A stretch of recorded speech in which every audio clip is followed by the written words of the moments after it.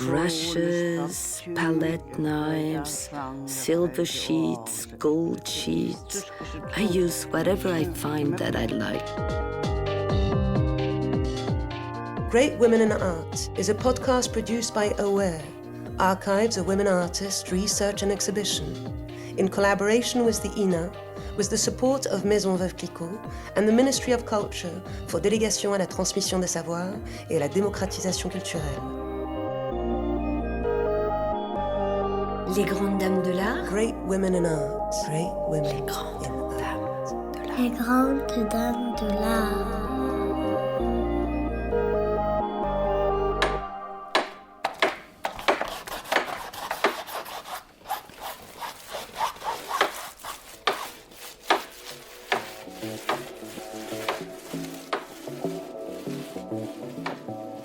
The podcast Les Grandes Dames de l'Art, Great Women of Art, gives a voice to the female artists of the 20th century.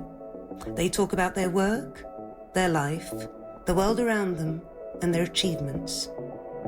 Let us go in search of their presence, their secrets. Let us rediscover the hidden stories of women artists through their voices. Following the episode on Maria Helena Vieira da Silva, let's carry on discovering the history of female abstraction.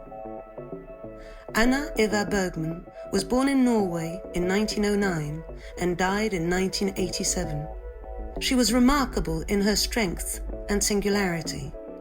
After practising figurative painting, she moved onto abstract painting, whilst refusing the expression abstract art. She called her work non-figurative and talked about the art of abstracting. From 1920 to 1940, her painting was inhabited by quirky characters, but also darker ones when it came to criticising the German army's occupation of Norway.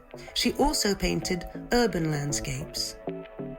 At the end of the 1940s, she shifted towards abstraction, still working from recognizable shapes and forms originating in nature or Scandinavian mythology. Listening to Anna-Eva Bergman includes hearing a lot about her love story with the painter Hans Hartung, whose name has passed to posterity far more than his wife's. Hartung's work became important straight after the war.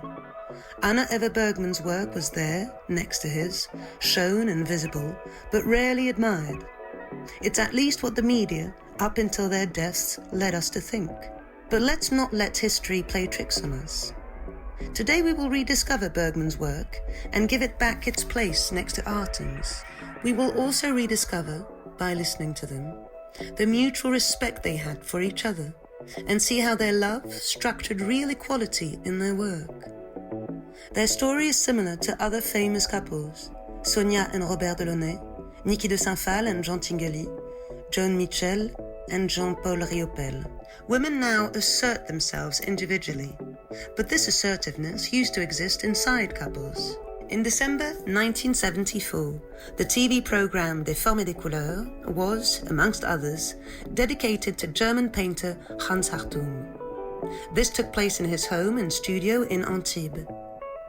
In this piece dedicated to the male artist, where the whole question is to know who observes who in the couple, Bergman defends herself well. She talks about their shared life in their studio Rue Gauguet in Paris, where both studios are on different floors.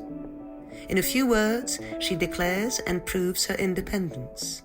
Let's listen to Anna-Eva Bergman tell us about the incredible adventure that was her life, her work, and her painting. For years, every Sunday when there was no one home, I would go up to my husband's studio, and he would come down to my studio, my place, with a drink, and together we would look at each other's paintings, and we would tell each other frankly what we thought. If we liked it, if we didn't like it, all that. It was very inspiring. Is that the word, inspiring? For my husband, it was not a problem because he's a personality. But for me, in my youth, when we were still very young and just engaged, I tried to imitate him, but it didn't work out so well. So I realized that there was no point copying him because I was so bad at it. And later, slowly, I started discovering my own path. And my husband, being so chic, he doesn't want people to copy him. He hates it. He would have been a good teacher, by the way, but he didn't want. So I always did what I wanted, and he also respected very much what I did. A couple of years later, in 1978, the program Personnage de la Vie dedicated a 50-minute report to Hans Hartung. Anna-Eva Bergman appears after 30 minutes, and the program only focuses on her for about 5 minutes. She is filmed in her own studio, standing, wearing her painting apron, in front of one of her works. Her husband Hartung is sitting. He watches or listens to her. In the year of her exhibition in Paris, she is the painter in this image, but no questions are asked about her work. This is blatantly unfair, but Bergman doesn't lose her sense of humor. Let's listen to her talk about their divorce and their reunion. I felt terribly ill. I had surgery several times, and all of a sudden I broke down completely. I don't really want to go back to those days. I don't like it.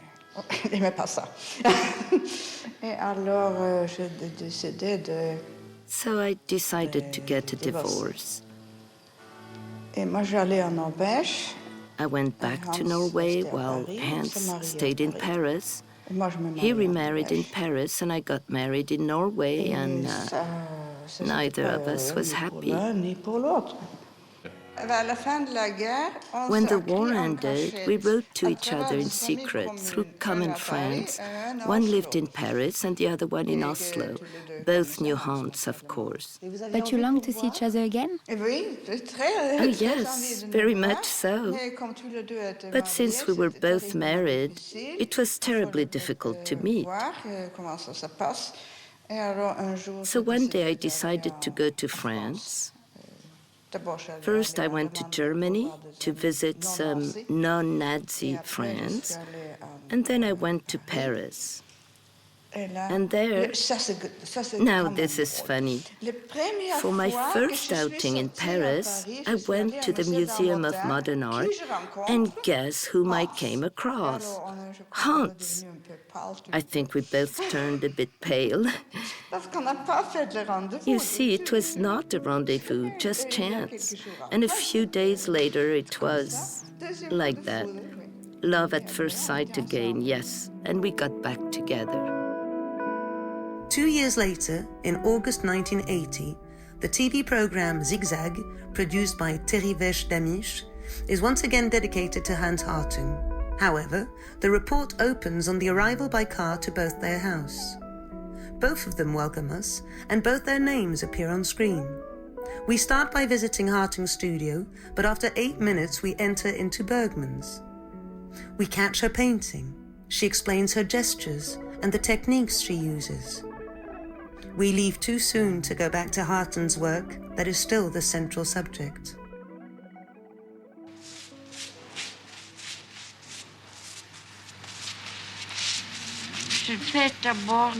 I first did figurative paintings, and then I met Hans. I didn't understand right away his way of making abstract art, but suddenly I understood abstraction. I don't know how, it came like a flash of lightning, Hans's thunderbolt.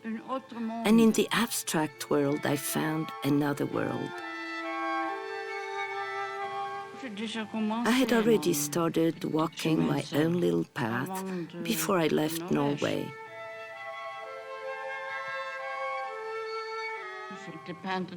I've been a painter all my life. I was 2 years old when I started painting. I never played with dolls like other children. I used to paint, to draw, this sort of things. When I make a very small painting and I stand in front of it, I feel very tall. But when I make a very large painting, I feel very small. Another 3 years pass by, and in November 1983, on Côte d'Azur Radio, a program is at last given to both artists. Sadly, the journalist's first question doesn't help Bergman to feel at ease. "Mrs. Bergman," he asks, "is being the wife of a great painter upsetting for your own career?" But she manages to stay optimistic and to divert the question from the interviewer's demeaning intention. She talks about her work, shows her aesthetic independence, insists on her Norwegian origins and the specificities of form that they have generated. Brushes, palette knives, silver sheets, gold sheets. I use whatever I find that I like.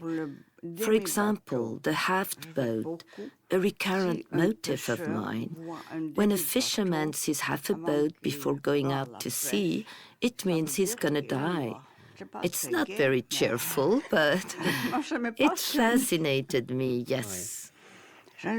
So I did it anyway. I paint my boats, but I think I'd like to do something else now. I've painted too many haft boats. And I've always been interested in the waves and everything nature holds. And yet I don't want to be a naturalist. I try to avoid any banal naturalism. I turn things into something abstract. Further along, the journalist, after having mainly talked about Harten's work, asks him what he thinks of his wife's painting.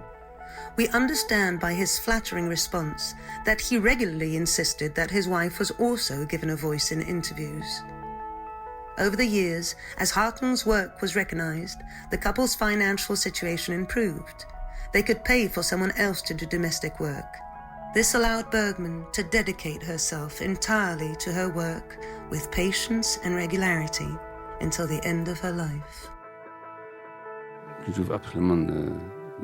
I think my wife's painting is absolutely the best in Scandinavia today. I don't know any other painter whose work is so much their own. It has something of her country about it, a mystical mentality, and it is so clear and sharp. It's not contaminated by all the neighbouring countries, by all the isms that exist. And she does it with complete clarity. It is a seamless evolution. I mean, there's no break in it. There is a smooth development.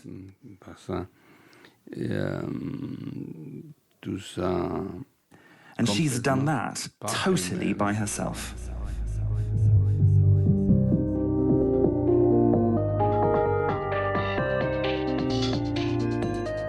Coordinated by Mathilde Croix and the Aware team. Directed by Élodie Royer. Music by Julien Ogil. Credits Andrew Nelson. Sound editing Basile Beaucaire. Scientific advisors Catherine Gonard and Marjorie Micucci. Translation Beth Gordon. Translation of the artist's voice Eve Dair. French voice Camille Morino. English voice Lou Doyon.